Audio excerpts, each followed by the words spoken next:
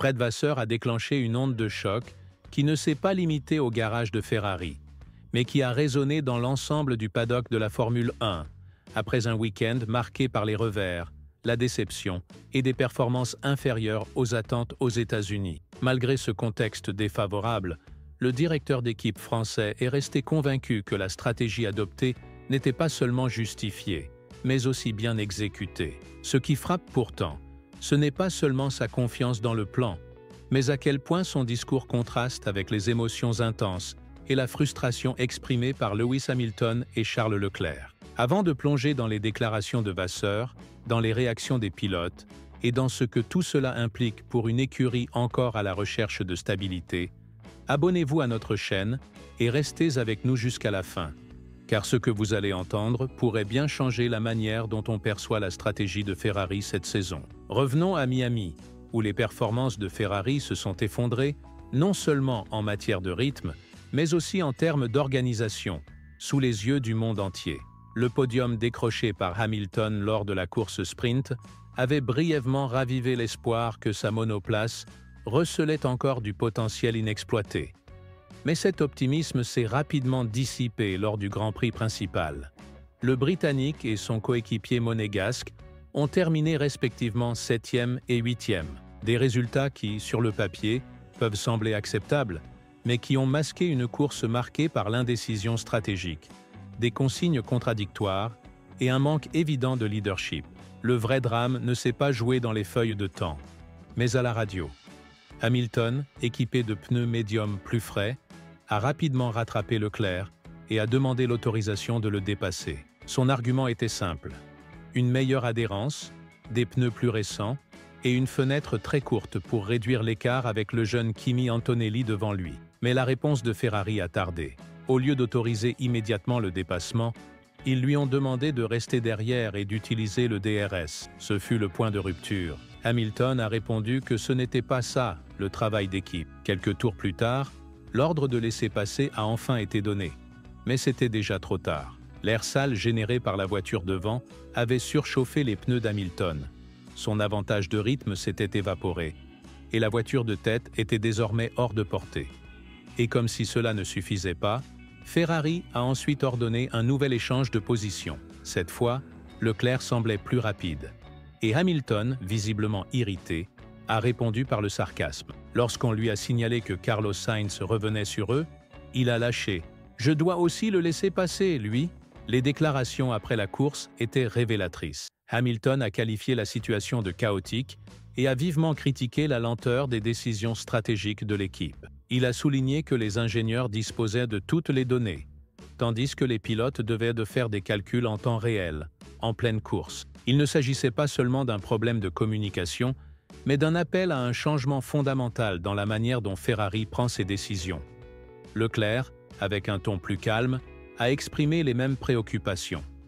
Il a précisé qu'il n'y avait pas de tension entre lui et Hamilton, mais il n'a pas hésité à pointer du doigt les limites de la voiture. Selon lui, la 8e place était le meilleur résultat possible ce jour-là. Et c'est bien là le cœur du problème. Les difficultés de Ferrari ne résident pas seulement dans les décisions sur le muret, mais aussi dans l'incapacité structurelle à fournir une voiture compétitive. Les deux pilotes en ont parfaitement conscience. Puis est venue la déclaration la plus controversée de Vasseur. Dans une interview accordée à la presse internationale, notamment à Sky Sports, le patron français a non seulement défendu les choix de l'équipe, mais il a même qualifié l'ensemble de l'opération de réussite. Selon lui, la stratégie a fonctionné comme prévu. Le changement de position a eu lieu, puis il a été inversé.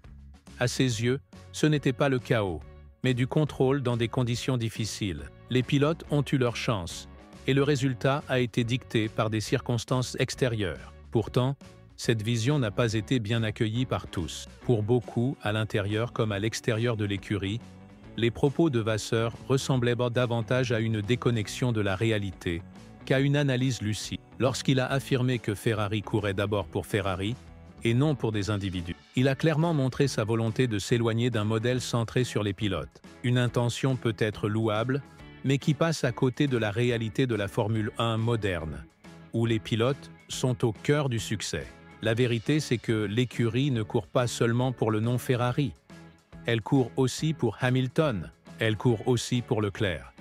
Et si l'un de ces deux pilotes perd confiance dans la capacité de l'équipe à fournir des résultats, les conséquences pourraient être lourdes. Vasseur a beau affirmer qu'il existe une confiance mutuelle entre lui et ses pilotes, ce type de relation ne tient que si elle est accompagnée d'actes. Et jusqu'à présent, les décisions prises par Ferrari sont trop lentes, trop hésitantes et trop incohérentes pour répondre aux ambitions d'un effectif aussi prestigieux. L'échec du changement de position à Miami ne doit pas être vu comme une erreur isolée, mais comme le symptôme d'un mode de gestion en décalage avec les exigences de la Formule 1 actuelle. Dans un championnat où les millièmes de seconde comptent, Ferrari met encore des minutes à réagir, et ces minutes, accumulées au fil de la saison, se transforment en podiums manqués, en points perdus et en confiance brisée. Si Ferrari veut éviter une nouvelle saison médiocre, elle doit agir rapidement. Pas seulement en améliorant la voiture, mais aussi en repensant sa stratégie,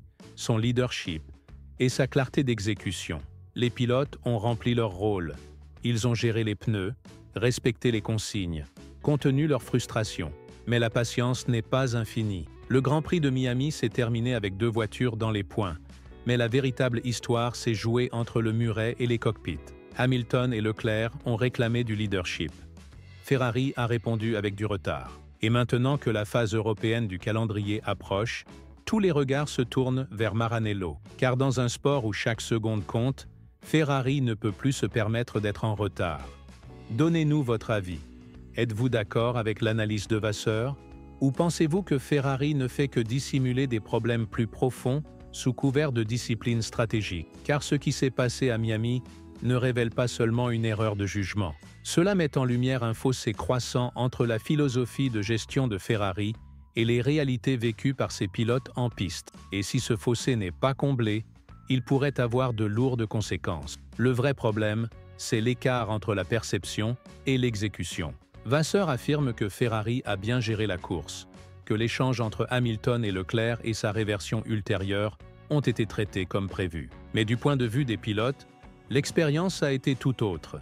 Indécision, réaction tardive et occasion manquée pendant que l'équipe réfléchissait encore. Ces critiques ne sont pas théoriques. Elles sont nées de la frustration ressentie en temps réel par 2 pilotes qui, malgré leur style et personnalité distinctes, se sont sentis abandonnés par la structure censée les soutenir. Hamilton, en particulier, a exprimé son mécontentement avec une clarté tranchante. Ses remarques sarcastiques à la radio, son appel à plus de réactivité après la course et son constat que la performance avait chuté depuis le Grand Prix de Chine n'étaient pas des explosions émotionnelles, ce sont des signaux calculés.